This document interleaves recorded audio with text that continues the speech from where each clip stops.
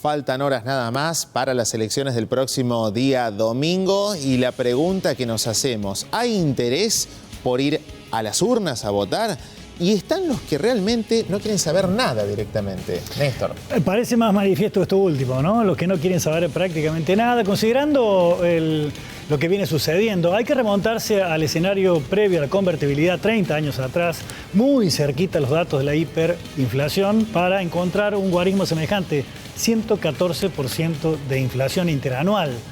Es una barbaridad y aquel que vive de la diaria y que tiene apenas un salario que le alcanza para el día 10 o el día 15, está advirtiendo que pasan los años y la situación sigue igual. Claro, lo que sucede es que el voto es obligatorio, Darío. Tal cual. El artículo 37 de la Constitución Nacional ordena a los argentinos ir a votar. Pero hay poco interés, pocas ganas, por múltiples razones. Si uno profundiza cuáles son las causas, bueno, el desinterés natural, porque esto que planteamos, que nada cambia. La cuestión económica, la claro, inseguridad, bueno, el drama de la salud pública. Que la política no contesta las demandas, ya lo hemos planteado en el tema de los jóvenes, que la dirigencia política no está contestando las demandas de la sociedad en todos estos tópicos que vos planteabas. La falta de renovación en los cargos sí, que se ofrecen también. Las mismas caras siempre. El famoso la misma cara. ¿Te acordás del que se vayan todos? El famoso que se no vayan se todos. fue nadie. Sí. Bueno, hay poca renovación. Quedaron todos.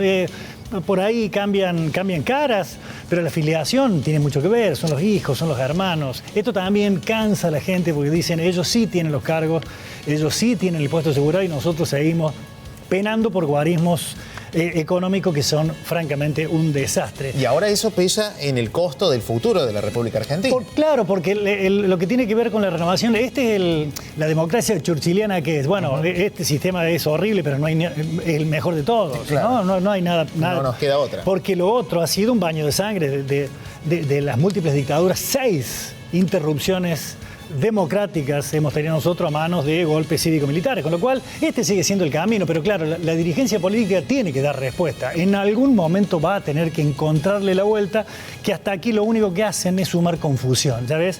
El problema que tiene para definir una candidatura. Y el electorado se da cuenta de eso. ¿Querés que nos apoyemos en placas? Vamos con las placas, Néstor. Para que entiendan ustedes más o menos de qué estamos hablando. Cuando uno habla de abstención, habla claramente de ausentismo. ¿Esto qué dice aquí? Hemos tomado solo dos provincias que han tenido recambio en los últimos 15 días. Una es Corrientes, allí se elegían legisladores.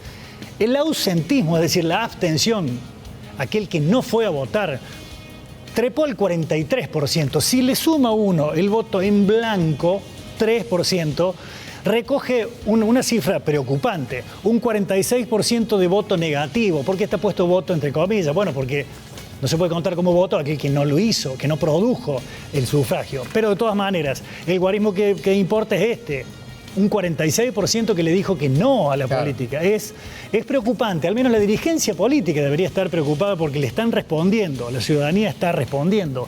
Vamos al caso de Mendoza, que es la próxima placa que tenemos preparada aquí.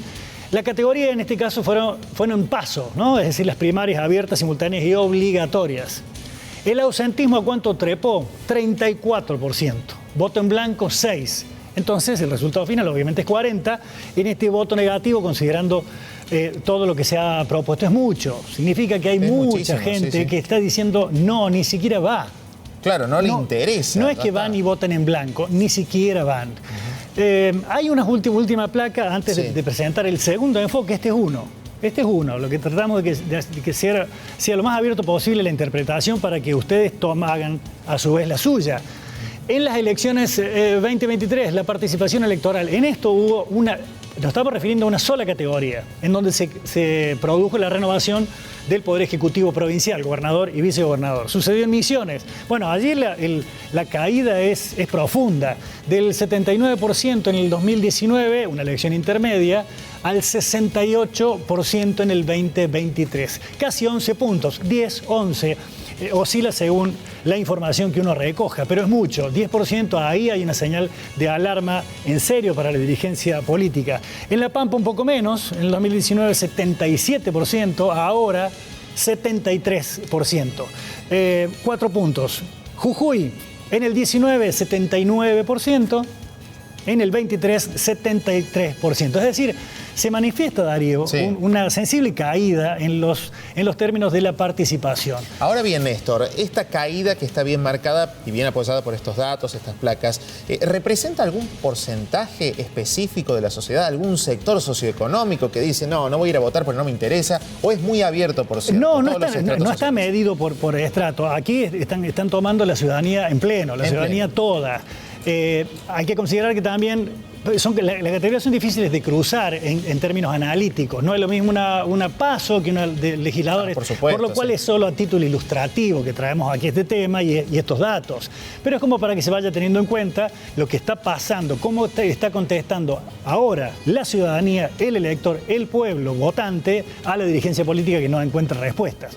¿Cuál es el otro enfoque? Bueno, sí, Luis Dallaglio, de la consultora Delfos, consultor político, no es tan drástico, no es tan dramático en la observación. Según ellos, según lo que han medido, ha caído, por supuesto, la participación, pero no tanto. ¿Quieres que escuchemos? Vemos el informe. Hay una abstención técnica que se le identifica como tal, que son aquellas personas que están imposibilitadas por algún motivo de votar. Personas que están internadas, que están de viaje, que están detenidas. Son personas que técnicamente no pueden participar del acto eleccionario. Eso más o menos se estima en torno al 15% del padrón.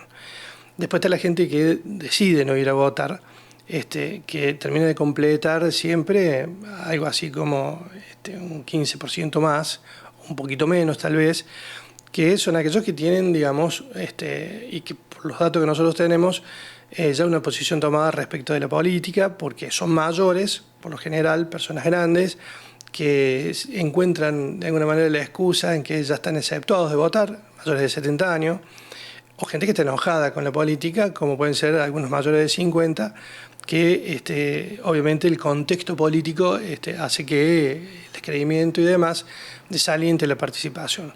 Pero una participación que para nosotros todo lo contrario significa, por lo que vemos históricamente y por lo que está pasando hasta acá con las elecciones provinciales que se dieron, exceptuando las elecciones PASO en algunas provincias, donde siempre es menor la participación que en las elecciones generales, la participación estuvo en torno al 72-73%, una muy buena participación, que está lejos obviamente de aquel 88% del 83%, con el advenimiento de la democracia hace 40 años. El que no va a votar demuestra así la bronca que tiene con la política, con los políticos, ¿o hay más lecturas? No, sí, centralmente te diría que, mira, hasta no hace mucho, y sobre todo hablando en términos de lo que es la política nacional, el factor que ordenaba la política era un factor político, que era la grieta. Estaba a favor o en contra de Cristina, digamos, por ejemplo. O a favor o en contra de Macri. Esto ordenaba, había un factor político que ordenaba a la política en general. Ahora te diría que es un factor más emocional, el enojo, el descreimiento.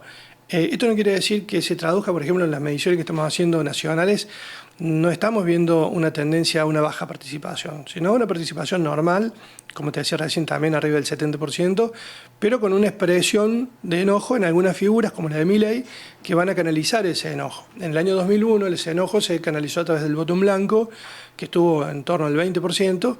Hoy Milei está expresando ese enojo en torno a en esas proporciones. Pero te diría que la sociedad ha entendido dos cosas que te decía recién.